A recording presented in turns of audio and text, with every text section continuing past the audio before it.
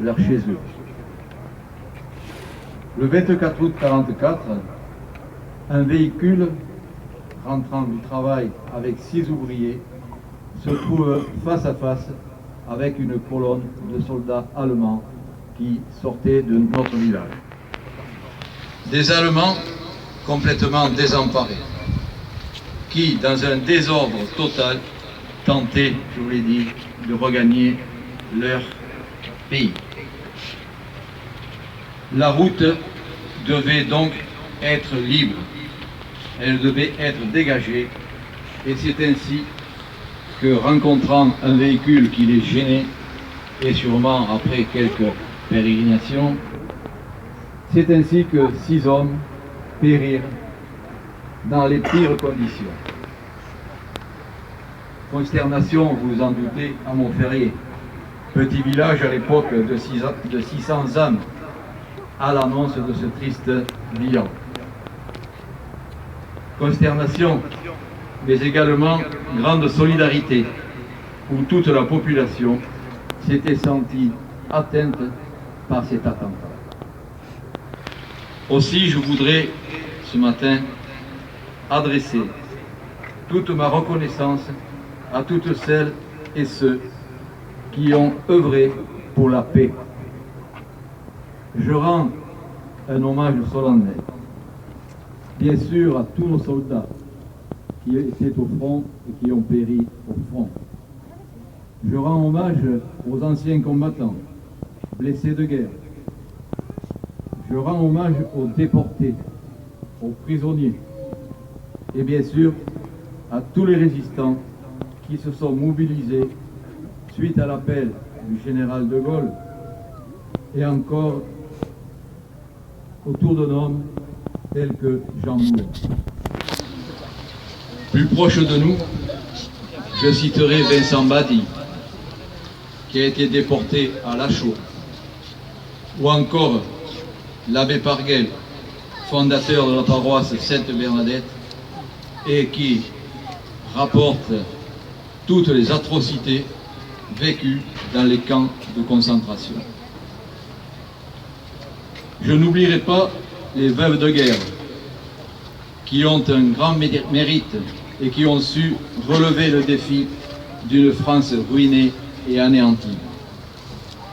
Il a fallu tout de même continuer d'élever les enfants et, dans nos campagnes, assurer le dur travail du monde agricole. Ceci afin de subvenir aux besoins de nourriture, bien sûr, d'une population affamée. Je n'oublie pas non plus tous les soldats des pays alliés venus à nos côtés pour retrouver la paix. Je terminerai en insistant sur le devoir de mémoire que nous devons transmettre aux futures générations. Il ne faut surtout pas oublier, dans un monde où la paix est si fragile, dans un monde où chaque jour nous sommes confrontés à des actes criminels, initiés souvent par des idéologies dangereuses ou même par des actes de sauvagerie ignorants. Sachons nous rappeler que des hommes et des femmes ont donné leur vie pour qu'aujourd'hui la France en paix reste la France, ce beau pays que nous aimons tous. Vive la République, vive la France, vive Montpellier et Montferrier. Merci.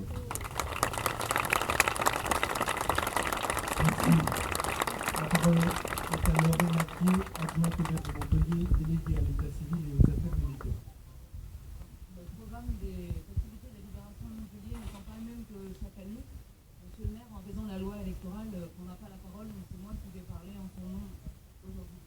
Monsieur le maire de Montpellier, mesdames et messieurs les élus, messieurs les représentants des autorités militaires, monsieur mesdames le président de l'association, messieurs les porte-drapeaux, chers amis. Montpellierin, l'heure de la libération va sonner. Les glorieuses forces françaises de l'intérieur ont reçu l'ordre de rejoindre la ville pour assurer sa sécurité. Le préfet régional Michel, l'intendant de police Ornius, le préfet milicien Reboulot ont déjà été mis hors l'état de nuire. Vive la France, vive la République, vive De Gaulle. C'est par ces mots qu'est annoncé le 23 août 1944, dans le premier numéro de l'information du Languedoc, publié par le Comité régional de libération, la libération prochaine de Montpellier.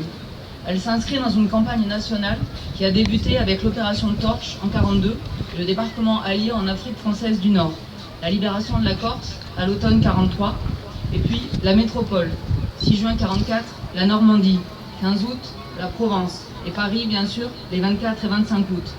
Mais auparavant, il fallait bien libérer le Midi.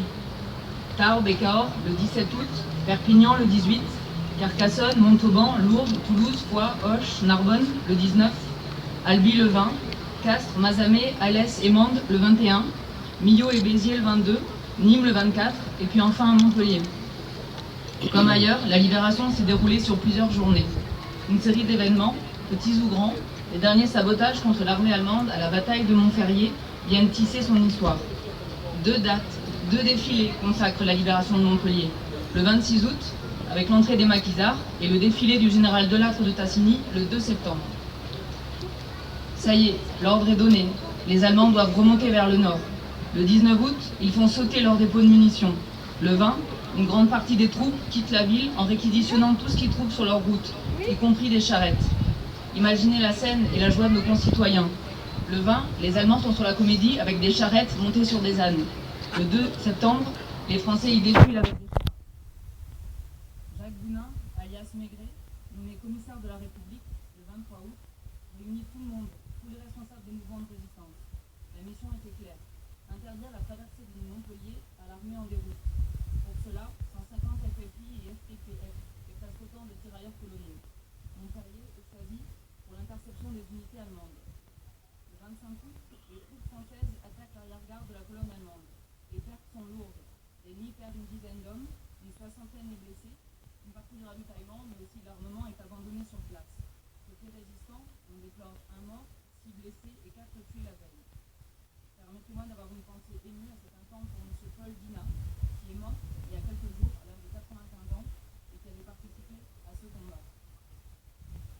Après cette victoire, la libération de Montpellier devient presque une réalité.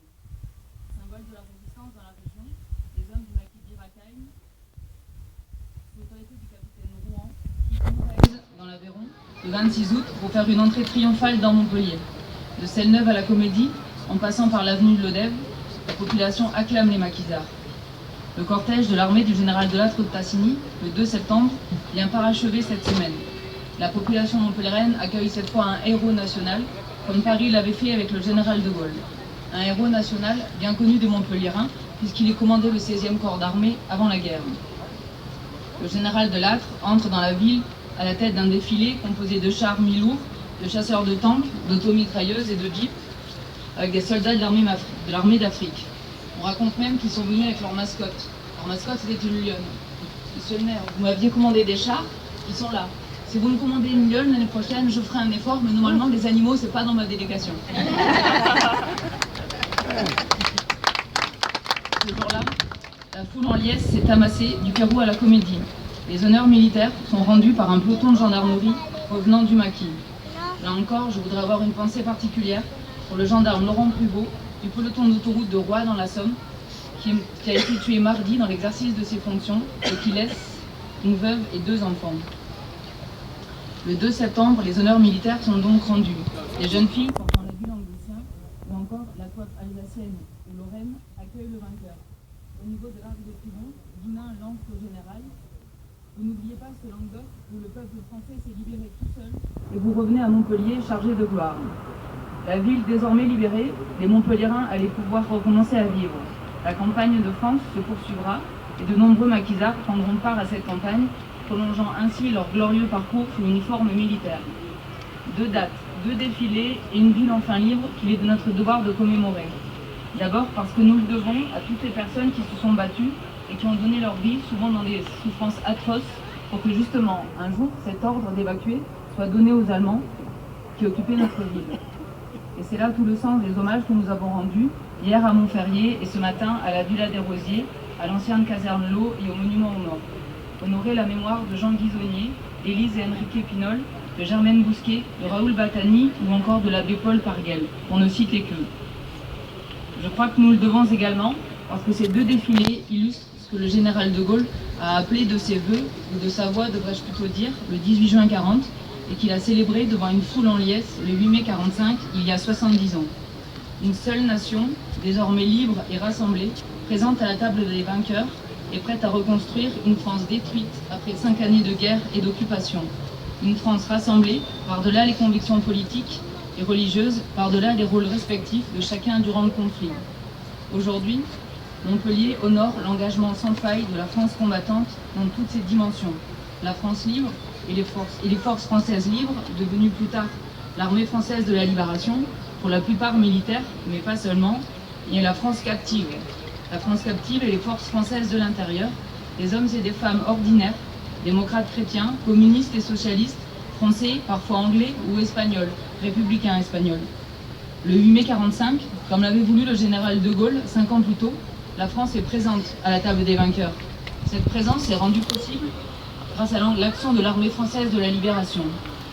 Au-delà de ses actions sur le territoire, renseignements, sabotage, guérilla, faux papiers ou évasion, la résistance empêchera toute vacance à la libération, toute vacance du pouvoir à la libération. Elle a également constitué un important vivier de renouvellement des élites politiques municipales et nationales. Je voudrais d'ailleurs saluer la présence de M. Patrick Poitvin, premier adjoint de Villeneuve-les-Maglones, qui est venu aujourd'hui avec son papa Henri, qui malgré ses 80 ans, continue de porter fièrement le drapeau des combattants volontaires de la résistance. Monsieur, vous aviez 11 ans à l'époque, et je sais que vous n'avez rien oublié de cette période, et notamment les raisons pour lesquelles, à 14 ans, vous avez été décoré de la Croix de guerre. À travers vous, Patrick et Henri, c'est votre père que je voudrais honorer, René Poitvin, ancien maire de Villeneuve-les-Maglones et compagnon de la Libération, qui a connu l'horreur à la Villa des Rosiers. Le 2 septembre 1944, à Montpellier, ces deux Frances, aux histoires différentes mais indissociables, ont défilé ensemble sur la place de la Comédie. Et le 8 mai 1945, c'est toute la France unie qui est descendue dans la rue pour célébrer la victoire remportée, la liberté reconquise et la dignité retrouvée. Restait alors à engager la France dans un vaste plan de reconstruction économique, sociale et politique qui devait ouvrir la voie à une France nouvelle et moderne. Nous vivons aujourd'hui dans un monde troublé. Ce qu'il se passe à nos portes, de l'autre côté de la Méditerranée, est un drame absolu. Notre République et ses valeurs, liberté, égalité, fraternité, et j'ajouterai laïcité, sont sans cesse mises à mal. Les difficultés économiques et sociales sont nombreuses pour nos concitoyens. Alors je crois qu'aujourd'hui, en 2015, 70 ans plus tard, et sans faire de parallèle déplacé ou insensé, il est plus que jamais nécessaire de garder en tête l'esprit de la libération et l'énergie portée par ce mouvement. Nécessaire de laisser de côté les divisions stériles, les éternelles rengaines, les clivages habituels et les ambitions trop personnelles pour se retrousser les manches et trouver ensemble les solutions dont ont besoin notre pays et nos collectivités. L'engagement héroïque de nos anciens, dont nous honorons aujourd'hui la mémoire, est un exemple à suivre et une invitation à redonner à nos concitoyens l'espoir, le goût d'entreprendre et l'envie de vivre ensemble. Je terminerai mes propos et avant qu'on aille partager un verre ensemble, avec quelques remerciements auxquels je voudrais associer mon collègue et ami Henri Maillet, qui est conseiller municipal délégué aux commémorations avec moi. Donc, merci Monsieur Berton de vous être démené pour honorer la commande qu'on vous a passée, qu'il faut dire était plutôt lourde, à peu près 30 tonnes, le prix du char, le poids du char. Merci au général Lecouf, commandant de la région de gendarmerie de Languedoc-Roussillon, et à ses hommes d'avoir assuré la sécurité du convoi entre Montferrier et Montpellier.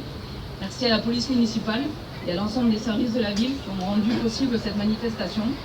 Merci à vous, Monsieur le maire, d'avoir accepté et d'avoir permis que cette manifestation puisse se faire conjointement entre nos deux communes, dans le cadre de la métropole. Et enfin, merci à vous, Monsieur le maire, de nous avoir confié à Henri et à moi la tâche de retisser le lien armée-nation entre la ville, le monde combattant et les Montpelliérains. C'est, je crois, pour tous les deux un grand honneur. Et merci également de nous permettre, de nous donner les moyens d'organiser une manifestation comme aujourd'hui.